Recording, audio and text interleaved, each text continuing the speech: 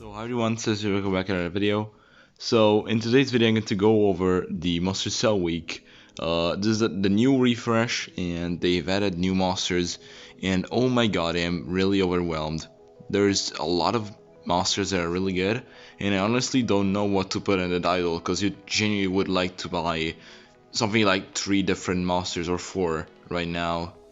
So let's start with the main monsters right now. I'm talking with a low tone of voice because it's pretty late and I don't want to wake up anyone. So let's start with the very first monster, which is the Elvira Demon Slayer. Um, she is an amazing attacker slash support. She has both the routes at the same time, and it's very useful against uh, a lot of monsters in PvP. She does have the Demon Hater mechanic. She can deal 50, no, not 50. She can deal 33%. Like, oh my god, I cannot speak. She can deal 3 times the damage to all demon monsters, which is very good. She can also apply evasion to her allies. She can apply stamina regen, remove negative effects. But the most powerful thing is that at rank 5, she starts off with evasion to her whole team. Now, I don't need to tell you why that's so OP. You just know it is. You can start off with whoever you want, even like Gelato, which is a cold blood attacker, not a cold blood denier. And it's pretty neat to see that, because the evasion would actually counter the cold blood. Because even though Gelato, as an example, can bypass Megataunt, there's still evasion. So you can't deny your Elvira, you can't deny your other attacker, and whatsoever. So that's insane. She can also apply a ton, and when I say that I mean it, a ton of tortures. Really a lot of them. So yeah, that's very good. Then next we have Hydrorian. Hydrorian is a very powerful artifact attacker. He probably is outdated now, but you can still use him a lot and he's still very powerful. It's just that there are better options right now, so anyways, if you don't have Elvira, I could recommend getting this monster. He has boiling, so he can apply the boiling effect. He can also apply drown, and he has some very strong metal and what's it called? Metal and water based skills. So mainly want to get this monster because he is immune to cooldowns and he's an artifact, which means he is completely invulnerable to every single effect. So you cannot stop this monster anyway. CDA can't do it. Control can't do it. So yeah, that's very good. Then you have Tandork, not useful. Thunder Cane Jelly, not useful. Sundi, not useful. Silkara, not useful. Snowgross, not useful. Weirdica, which is not. I mean, she could be useful, but you don't want to spend that much gems on her. Next, you have Lord Inheritor. This is absolutely insane. Lord Inheritor is one of the strongest attackers in the game. He has immune to torture. Right now he fell off, I guess, but he has immune to torture. He can apply he can remove fuzzy effects. He can apply possession to the enemies. He can apply hellfire.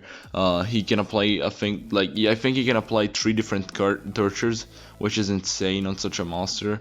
He deals such a high amount of damage, really solid damage. But what makes his monsters go really insanely is the fact that he has immune to torture.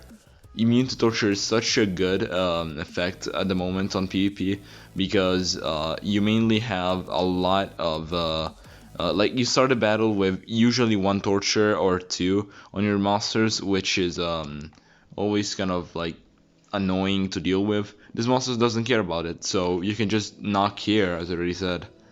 And it's very good and really powerful to have a monster that has that capability. Next we have Shivarak, which is another really powerful monster. What is she good for? She's an attacker that can basically do a lot of extra turns.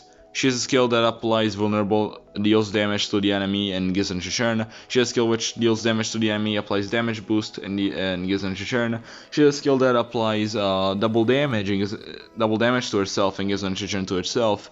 And then she has a AoE skill which deals low earth damage to all enemies and like removes shield, I think.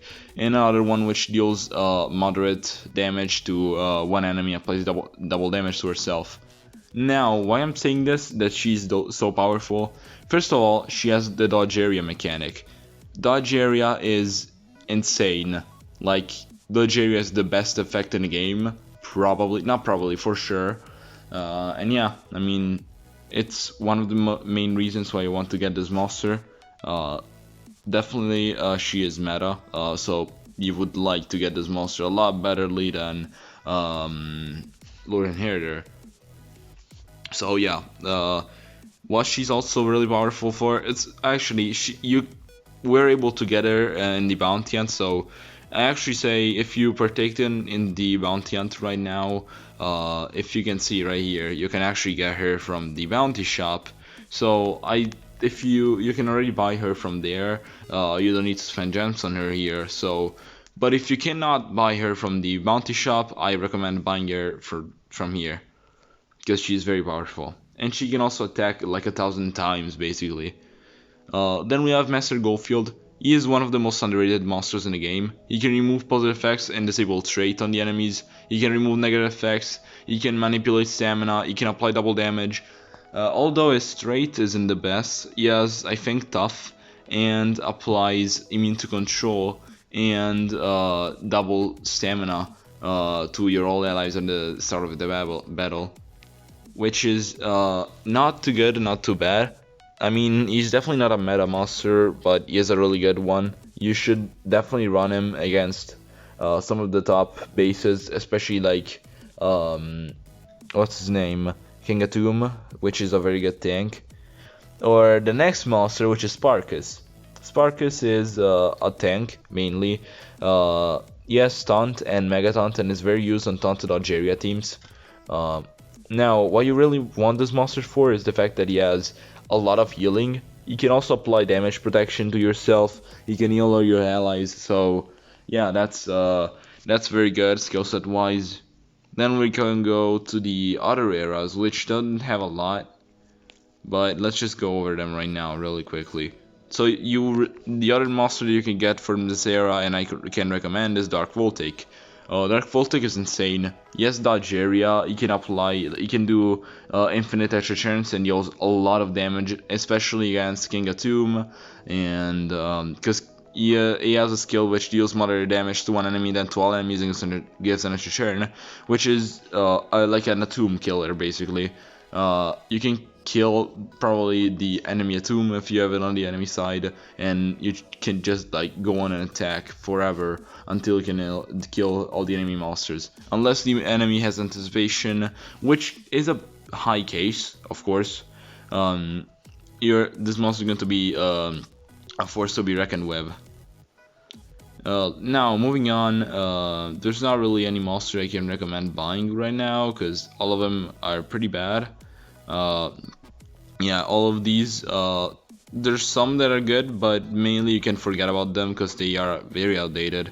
Elgata could be good because she has dodge area and can apply triple damage like without 0 cooldown.